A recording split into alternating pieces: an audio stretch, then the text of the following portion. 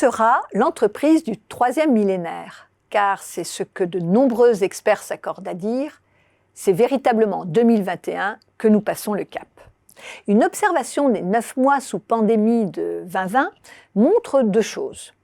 Une formidable accélération de toutes sortes d'évolutions qui se mettaient gentiment en place, sans précipitation, et qui, sous la pression de l'urgence, connaissent des mises en œuvre plus ou moins réussies mais actées, et, important de souligner, sur lesquelles on ne reviendra pas. La capacité du monde du travail à sans cesse s'adapter et se régénérer. Ces changements portent sur plusieurs plans qui se répondent et se façonnent mutuellement.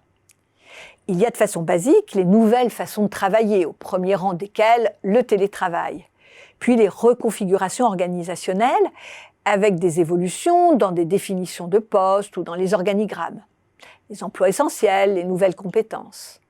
Et enfin, les nouvelles visions du travail, avec les nombreuses interrogations qu'ont nourries la pandémie et les confinements. On voit fleurir des démissions, des changements professionnels, des remises en cause de ce qu'on fait depuis des années.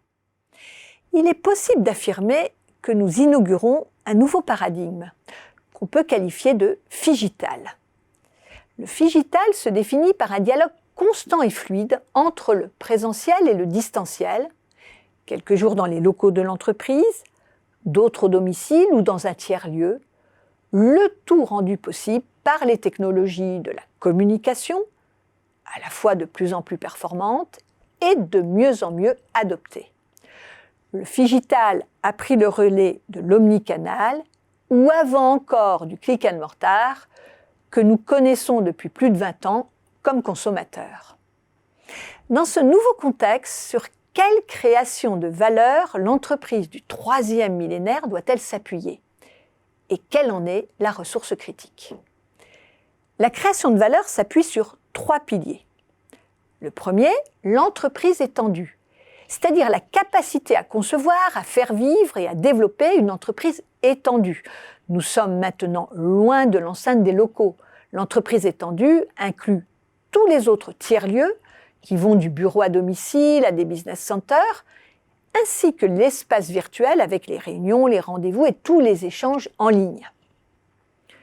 Le deuxième est l'auto-organisation, avec le développement chez tous les collaborateurs de cette compétence encore trop limitée à certaines professions ou certains échelons hiérarchiques. Dans cette entreprise figitale, tout le monde doit savoir travailler en mode projet, avec le choix des modalités, des horaires, du planning. Ce qui oblige à un accompagnement dans l'atteinte des objectifs en abandonnant le management par le contrôle.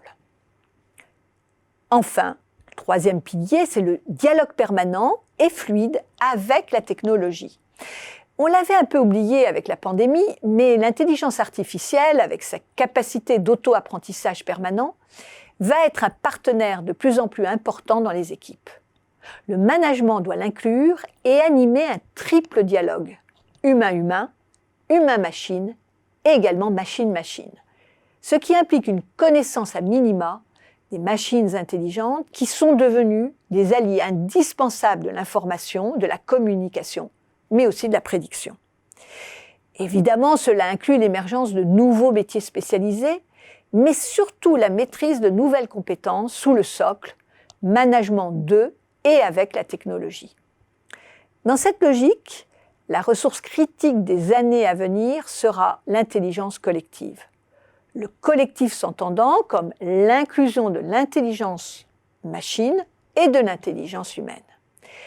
Les défis sont nombreux et la marche sera haute à franchir car on touche à des investissements matériels en IA et à des investissements immatériels en formation. Comme toujours, les rythmes seront différents selon les secteurs d'activité, les volontés dirigeantes, les prérequis, mais l'objectif reste le même. Il faut s'y mettre et très vite.